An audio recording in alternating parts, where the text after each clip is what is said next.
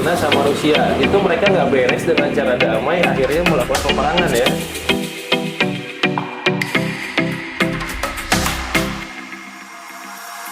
Sebenarnya bisa aja kalau konteksnya self defense. Cuy, kebayang nggak sih kalau ternyata peperangan dunia ketiga itu beneran terjadi? Ngeri juga ya. Kita yang biasa dengar itu dari cerita-cerita sejarah, tiba-tiba harus ngalamin. Wah, nggak kebayang sih.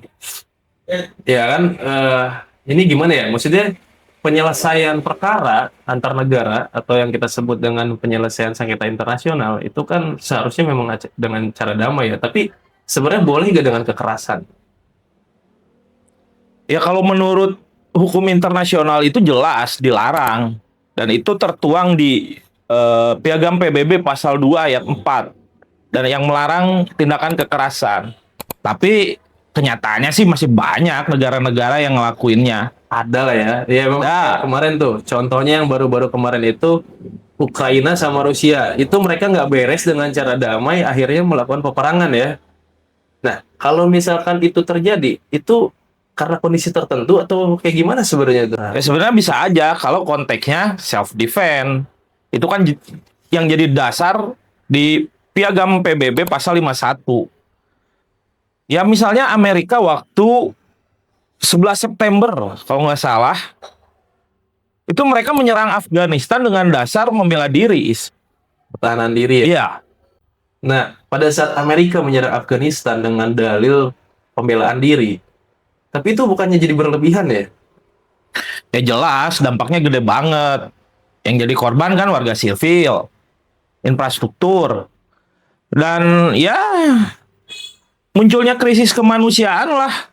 Salah satu dampaknya yang jelas bakal kerasa. Ya. Berarti memang idealnya ya, bro, kalau ada penyelesaian, kalau ada perkara itu, idealnya memang diselesaikan dengan beberapa cara damai lah ya.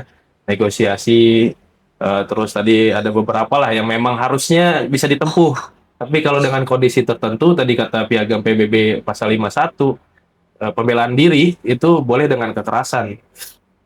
Nah, yang jadi soal kan sebenarnya ada banyak jalur, tapi ternyata negara-negara ini masih melakukan kekerasan itu. Gue setuju banget sih kalau soal itu. Betul, Is. Ya kan, contohnya kan pernah kejadian di Indonesia waktu bersengketa sama Malaysia. Itu kan soal Sipadan dan Ligitan.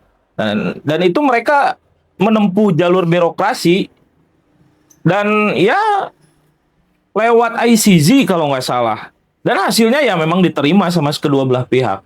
Ya, berarti memang ternyata kekerasan ini bisa kita lakukan, bisa oleh beberapa negara lakukan ketika memang merasa terancam ya. Terancam, kalau gue lihat sih emang sulit kalau memang harus ditempuh dengan cara damai kalau udah nyampe ke ranah-ranah yang bikin chaos gitu. Kalau tiba-tiba Indonesia dapat roket dari negara lain, ya masa kita harus damai, ini kan korban jiwanya banyak. Ya bentuk pertahanan dirinya serang balik lah. Kalau gue sih setuju-setuju aja akhirnya gitu kan. Ya sama, gue juga setuju, Is. Jadi banyak jalur yang bisa ditempuh lah, diplomasi, arbitrase.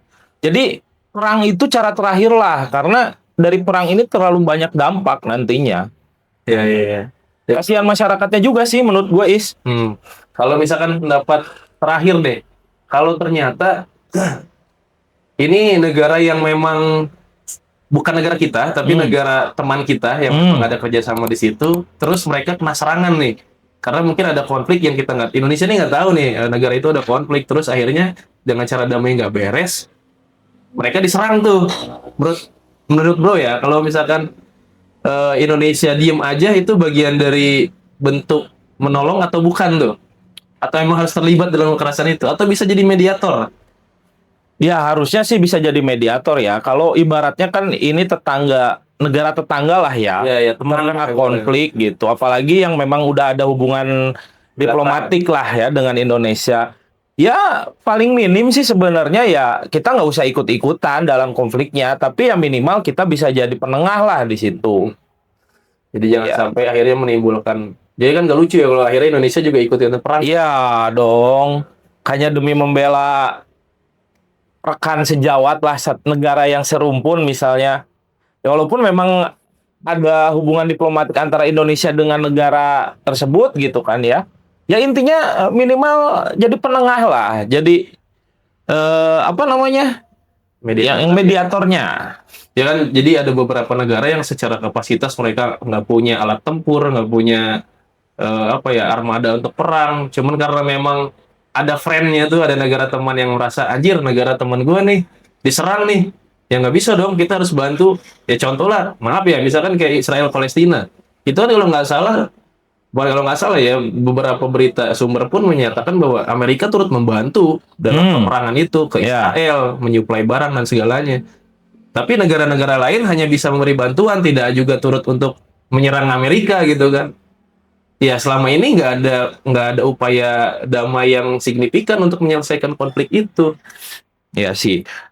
Ya minimal kita jadi negara-negara yang pedulilah terhadap kedua belah pihak negara ini. Ya walaupun misalnya konteksnya tergantung nanti sudut pandangnya, merasa mana yang sebenarnya bisa kita bela. Tapi kalau menurut gue sih lebih baik kita fokusnya bukan ke konfliknya, tapi lebih ke dampak yang terjadi sama masyarakatnya. Kayak contohnya kita pasti ngirim bantuan-bantuan kan berupa suplai makanan, obat-obatan, yang jelas emang bisa ngurangin beban mereka lah dari hasil peperangan ini.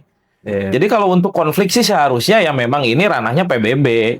Ya, oke, baiklah. Jadi emang ya buat pemahaman kita lebih jauh lah ya, bahwa Tuh. penyelesaian sengketa itu bisa dengan kekerasan, dalam hal ini contohnya peperangan, tapi dengan kondisi tertentu.